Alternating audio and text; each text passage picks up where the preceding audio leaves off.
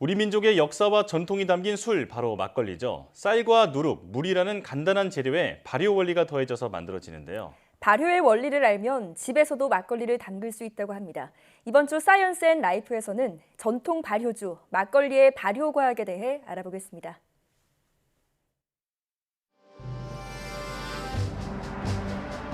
우유처럼 뽀얀 빛깔에 유산균이 살아 숨쉬는 막걸리.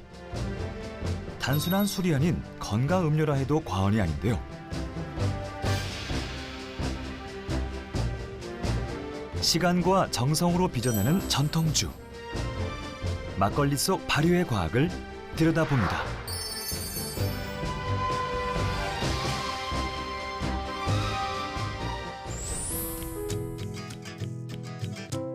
산 좋고 물 좋은 강원도의 한 전통시장.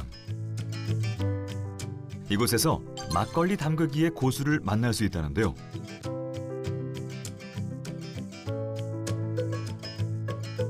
고수가 자주 찾는다는 한 가게 앞에서 그를 기다렸습니다. 한참 기다리던 그때 가게 앞으로 걸어오는 한 사람. 사장님 누룩 하나 주세요. 한 개만 되죠? 네. 제가 한번 볼게요. 막걸리 재료 누룩을 찾는 걸 보니 우리가 찾던 막걸리의 고수가 맞네요. 괜찮은데?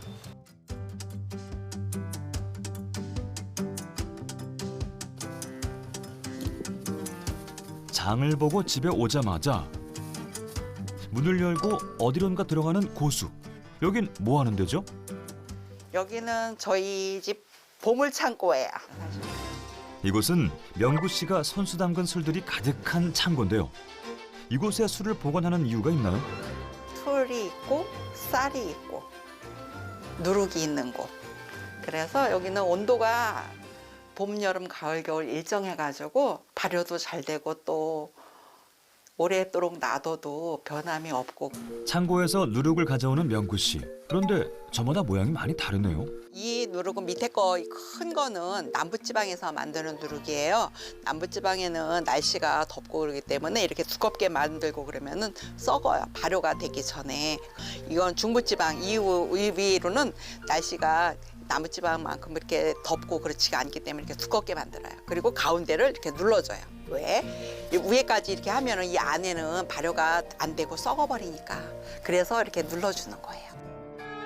누룩은 지방마다 다른 기후와 재료의 영향으로 모양과 제조법, 발효 기간에 차이가 있습니다.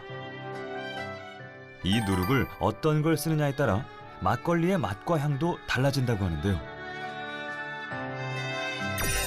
막걸리의 핵심 재료, 누룩이란 무엇일까요? 누룩이라고 하는 것은 일종의 발효제인데요. 우리가 곡류를 이용해서 그 곡류를 노지에서 우리가 놔두게 되면은 이제 곰팡이라든지 그다음에 세균, 그다음에 효모 이런 각종 미생물들이 증식을 하면서 그 미생물들이 성장하면서 분비한 어떤 그런 효소들 이런 것들을 생성하기 위한 그런 과정으로 볼 수 있습니다. 누룩의 주 재료는 곡물인데요. 밀, 쌀, 녹두, 보리 등 다양한 곡물이 누룩의 재료가 된답니다.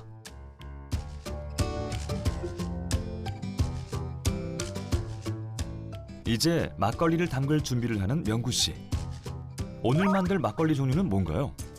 찹쌀 막걸리 담으려고 지금 준비하는 건데요. 찹쌀, 누룩, 물, 항아리만 있으면은 막걸리는 쉽게 담을 수 있어요. 항아리, 찹쌀, 누룩, 물. 이 네 가지만 있으면 막걸리를 만들 수 있습니다. 제일 중요한 게 있어요. 술을 만드는데 온도가 제일 중요해요. 술 만드는 온도는 27도를 좌우로 해가지고 위아래로다가 해서 30도를 넘어가지 않으면 좋아요. 30도를 넘어가면 술이 쉬거든요. 그렇기 때문에 30도 안 넘어가는 곳에서 술 발효를 시켜야 됩니다. 사용하는 모든 기구는 끓는 물을 이용해 소독을 해줘야 하는데요. 막걸리를 만들 때 발효균 외에 다른 잡균이 들어가면 발효를 망치기 때문이죠. 그 다음으로 고두밥을 지어줘야 하는데요. 찹쌀을 깨끗하게 씻은 뒤 7시간 이상 물에 불려줘야 합니다. 강불에 10분, 약불에 40분간 쪄줍니다. 완성된 고두밥은 온도를 낮춰주는 것이 아주 중요합니다. 고두밥 찐 거를 술 만들려고 이제 식혀야죠. 바로 누룩하고 섞으면은 이게 온도가 너무 높아가지고 술이 안 되니까는 25도 정도 돼도 상관은 없는데 차게 식히면 식힐수록 좋아요. 고두밥에 섞을 누룩도 그냥 쓰지 않습니다. 법제를 꼭 거친답니다. 법제라는 거는 누룩을 빻아가지고 햇볕에다가 낮에는 말리고 밤에 이슬을 맞춰서 또 그 이슬을 또 말리고 해가지고 누룩에 잡내가 많이 나거든요. 그리고 잡내를 없애기 위해서 법제를 하는 거 한 3일 정도 해줘야 돼요. 그러면은 술 맛이 더 좋아요. 이것이 3일에 걸쳐 완성된 누룩가루인데요. 그런데 갑자기 물을 붓는 고수, 특별한 이유가 있나요? 법제한 누룩을 물에다가 담글 거예요. 그걸 수곡이라고 하거든요. 수곡 작업을 거치면 막걸리의 맛과 향이 더 좋아지는데요. 이 누룩의 껍질이 있잖아요. 이 껍질 그거는 버리고 깨끗한 것만 가지고 술을 담으면은 그 막걸리가 조금 더 깔끔하고 누룩치가 덜 나요. 물에 불린 누룩은 면포를 이용해 걸러줍니다. 껍질만 남게 한 다음에 이걸 꼭 짜줄 거예요. 그러면 누룩에 껍질만 남겠죠. 밥이 다 식었으니까 여기다가 밥을 넣고 버무릴 거예요. 막걸리에 관해서라면 전문가급인 명구 씨. 언제부터 막걸리 담그기에 빠지게 됐나요? 처음에는 시집 와가지고 형님한테 배웠어요. 배우다가 인터넷 뒤지고 막 그러다가 술 가르쳐주는 데가 여러 군데가 있더라고요. 그래가지고 찾아가서 술을 배웠는데 재미를 느껴가지고 만들기 시작해서 아주 열심히 담기 시작한 적은 한 6년 정도 됐어요. 좋은 술이라는 건 내 입에 맞아야 좋은 술이더라고요. 내 술이. 찹쌀에 누룩물을 섞은 뒤 항아리에 넣어줍니다. 항아리 주위 깨끗이 씻었으면은 면포 씌워서 물을 넣고 얘야 맛있는 술이 되라. 이제 명구 씨의 보물 창고에서 발효를 시켜줄 건데요. 이 실내에 이 공간이 온도가 저희 집에 적정 온도에 술이 제일 잘 되는 곳. 기온이 27도인 곳에서 2주 정도간 발효시켜주면 되는데요. 쌀과 누룩, 그리고 물만으로 어떻게 술이 만들어지는 걸까요?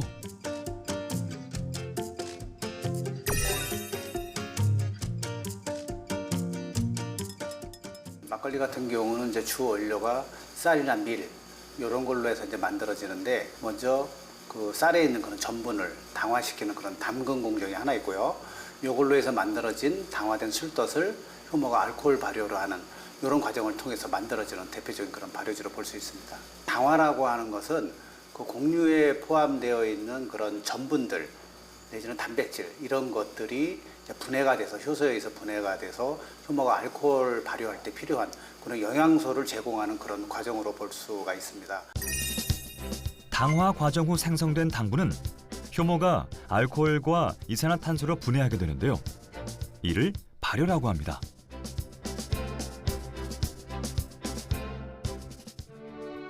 만드는 정성에 기다림을 더해야 만들어지는 술 막걸리. 발효가 끝나면 항아리 속 찹쌀을 모두 건져내어 면포에 꼭 짜줍니다. 그러면 이렇게 우리가 아는 뽀얀 막걸리가 완성되는데요. 직접 담근 막걸리, 그 맛이 궁금합니다. 어때요? 잘 된 것 같아요? 너무 잘 됐어요. 내가 담았지만 진짜 잘 됐네요. 이렇게 직접 담근 막걸리의 도수는 몇 도일까요? 확실한 건 18도는 절대 넘어가지 않는다는 겁니다. 막걸리뿐만 아니라 모든 술이 알코올이 18% 이상 넘어가기가 힘든데요. 그 이유는 그 알코올 발효하는 그 효모가 알코올에 대한 내성이 막시멈 18%에서 19% 사이입니다. 그래서 대부분의 그런 효모들은 알코올이 19% 이상 넘어가게 되면 사멸하기 때문에 그 이상의 알코올은 나오지 않는 것입니다.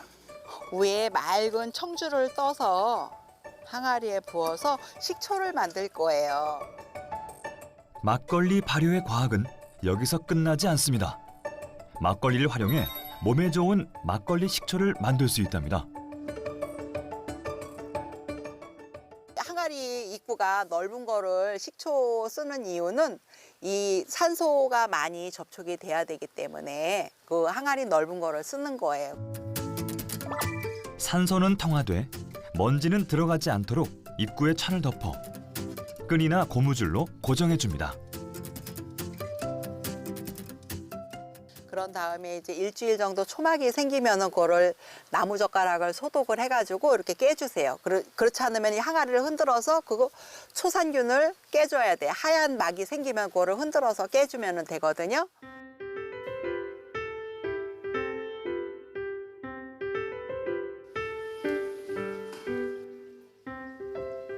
막걸리가 식초가 되는 원리는 무엇일까요? 공기가 병 안으로 들어가 가지고 초산균이 자라게 됩니다.